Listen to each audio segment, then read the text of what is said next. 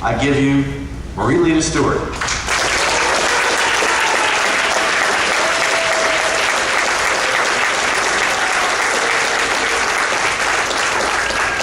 Thank you, ladies and gentlemen. It is a privilege and an honor to be here today. It is the force of destiny that has brought us together tonight. As I gaze across this room, I see deep currents of history. Some of you are sons and daughters of Lebanon. Some of you are sons and daughters of Greece. Some of you left the port of Piraeus outside of Athens and never went back. Some of you are from Cuba, like I am. But no matter where you came from, no matter where your forefathers came from, we are all here in this incredible nation called America.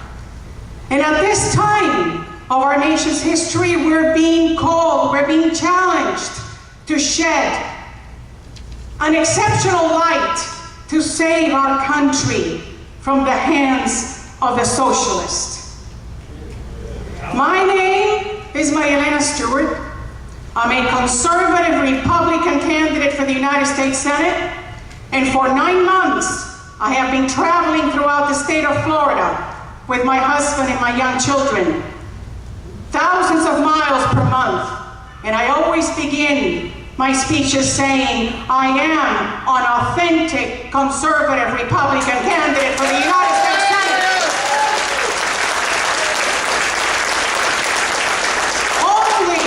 Only a conservative Republican path can save our nation.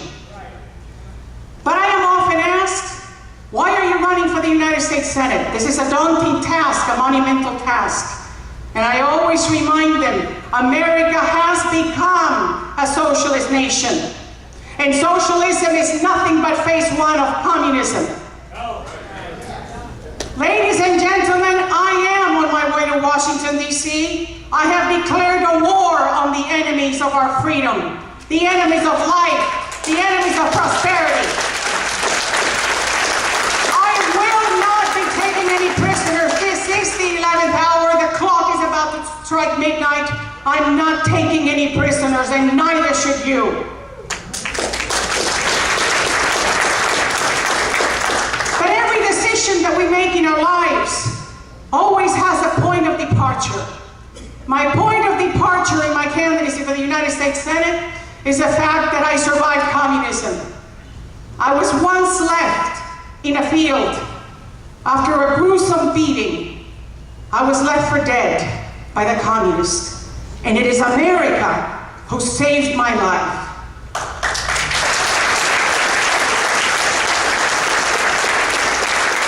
I am the daughter of a former political prisoner. I am the niece of one of the longest held political prisoners in the Western Hemisphere. I know full well what communism is. I know how it can break your spirit, and I know how it can destroy the economy of a nation.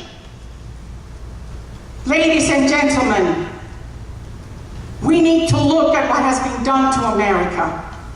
Look at our northern and southern borders. The fact that our borders are not secure is a sign of socialism, because there is an agenda, the agenda for the 21st century out of the United Nations, that calls for the elimination of cultural, linguistic, and political borders. They want a one world government. So it is not an accident that our borders are not secure. And I say it is an issue of national security, an issue of sovereignty. And no, amnesty is not the answer. Amnesty makes a mockery of those that wait years to come to this country legally, the way that I did with my family.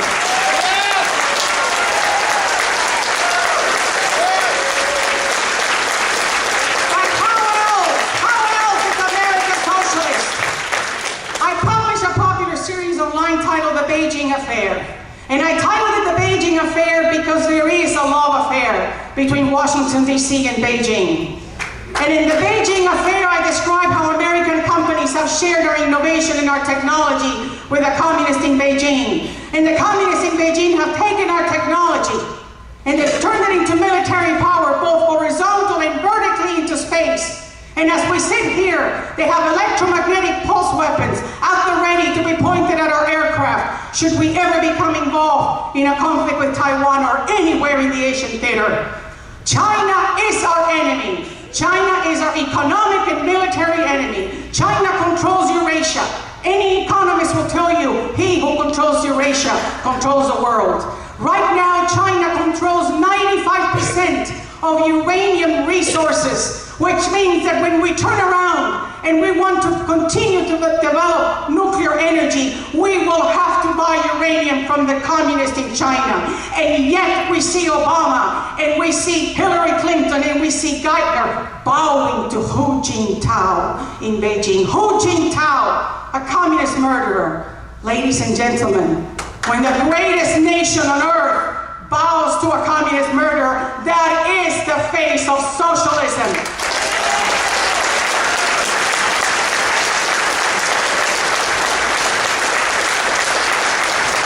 When you look across the world to the Middle East, I assure you, ladies and gentlemen, there's no other candidate for the United States Senate in this race that has a deep understanding that I have about the Middle East tragedy.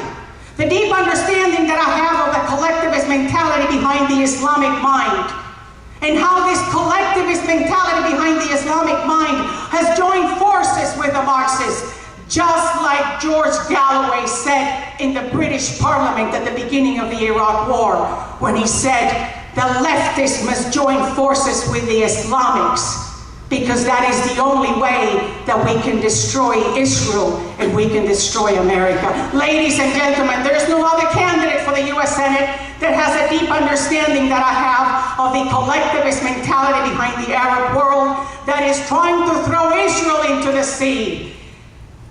And you need to understand something. The Palestinian Authority is Marxist, from Mahmoud Abbas down to the last member. And along with Israel being thrown into the sea, so will they throw into the sea the Maronites of Lebanon, the Christians of the Holy Land, and the Coptics of Egypt. Ladies and gentlemen, we have an incredible force coming towards us and towards Israel, and it's called collectivism and Marxism.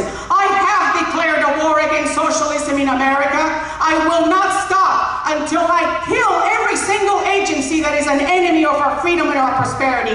And we talk about the EPA. The EPA, which is tying the hands of the private sector behind its back.